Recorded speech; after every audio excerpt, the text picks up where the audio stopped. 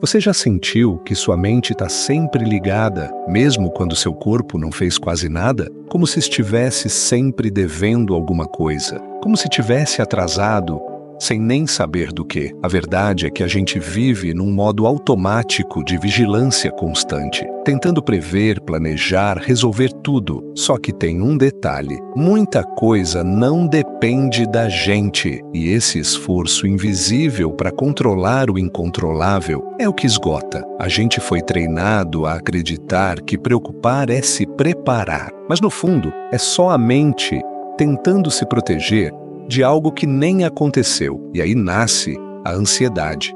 Não como fraqueza, mas como um ruído interno do futuro não vivido. O problema é que a gente está viciado nesse futuro, sempre esperando o próximo alívio, a próxima resposta, o próximo passo. E quanto mais a gente se prende nisso, mais perde do que está acontecendo agora. Tem uma filosofia antiga que fala exatamente sobre isso: o estoicismo, e ela não vem com promessas mágicas. Na real, ela só te propõe uma pergunta bem simples: isso que você está tentando controlar é seu? Porque às vezes a gente vive como se tivesse que dar conta de tudo, como se fosse fracasso não conseguir. Mas talvez liberdade não seja fazer tudo, e sim não precisar mais de tudo. E num mundo onde tudo grita, tudo cobra, tudo pressiona, talvez a verdadeira força esteja em conseguir ficar em silêncio, em conseguir parar, observar, respirar. Vamos entrar agora na armadilha invisível,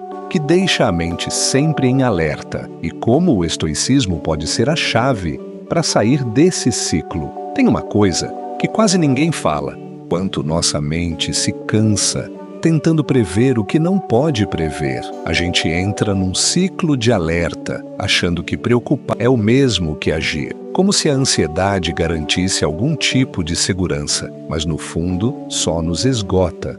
Seu cérebro aprendeu que estar em alerta é uma forma de proteção, mas isso vira um looping, um estado constante de e se, e o problema é que, mesmo quando racionalmente a gente sabe que não tem perigo real, o corpo reage como se tivesse. É como se tivesse dois sistemas dentro da gente, um mais rápido e emocional, outro mais lógico, e o mais impulsivo sempre grita primeiro. Essa urgência por controle também tem raízes mais profundas. Quando a gente passou por experiências onde o imprevisível machucou, o cérebro tenta, a qualquer custo, evitar ser pego de surpresa de novo. Ele fica intolerante à incerteza, cria rigidez emocional e começa a querer segurar tudo, mesmo o que não é possível. É aqui que o estoicismo entra como um corte de realidade. Ele divide o mundo em dois campos: o que depende de você e o que não. Só isso, mas isso muda tudo. Porque enquanto a gente tenta segurar o que está fora do nosso alcance, a mente nunca descansa. Ela vive em guerra.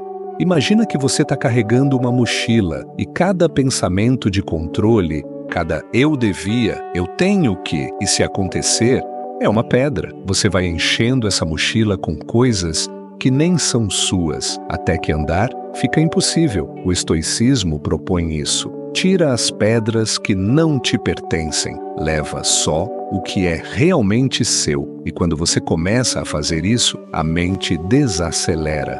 Ela não some com os problemas, mas para de lutar com o universo. E só isso já é um alívio gigante.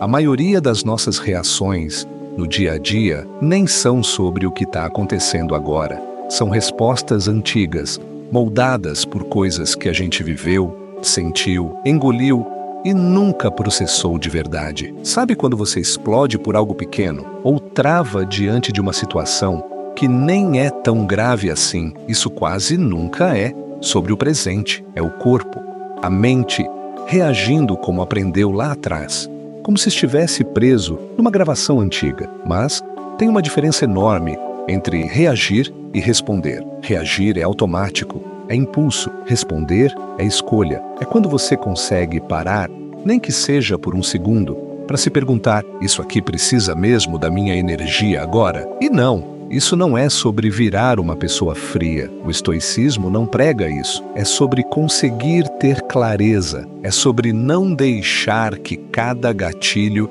decida seu humor, seu dia, sua paz. Porque tem uma coisa que muita gente não percebe: o tanto de energia mental que a gente perde resistindo ao que já é. Aconteceu, já está acontecendo. E a gente continua brigando internamente como se pudesse desacontecer. Só que isso não resolve, só machuca mais. E tem uma prática simples, mas poderosa, que vem dessa filosofia. Existe sempre um pequeno espaço entre o que acontece e o que você faz com isso. É pequeno, mas é real, e é ali que mora sua liberdade. É ali que você deixa de ser refém do impulso e passa a escolher a resposta. Vamos amarrar tudo isso olhando para o cenário maior, esse mundo barulhento que a gente vive. E por que o estoicismo pode ser uma âncora emocional em meio ao caos? Olha lá ao redor. A gente vive cercado de estímulo, comparação, excesso,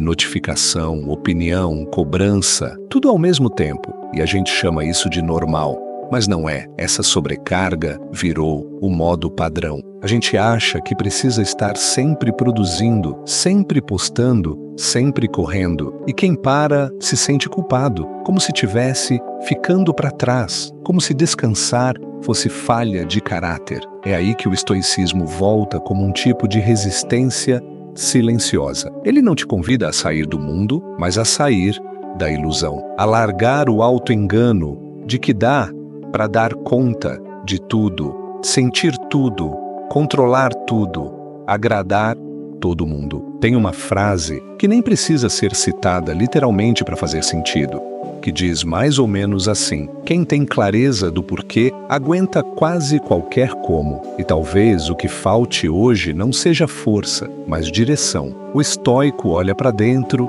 e se pergunta: essa preocupação é minha mesmo? Essa emoção está me ajudando ou só me consumindo? Essa reação me aproxima de quem eu quero ser ou me afasta? Porque no fim das contas, num mundo que nos empurra para ansiedade e distração o tempo todo, escolher a serenidade virou um ato de rebeldia, um tipo de coragem silenciosa. Não é sobre ser forte, é sobre parar de gastar força onde não tem retorno.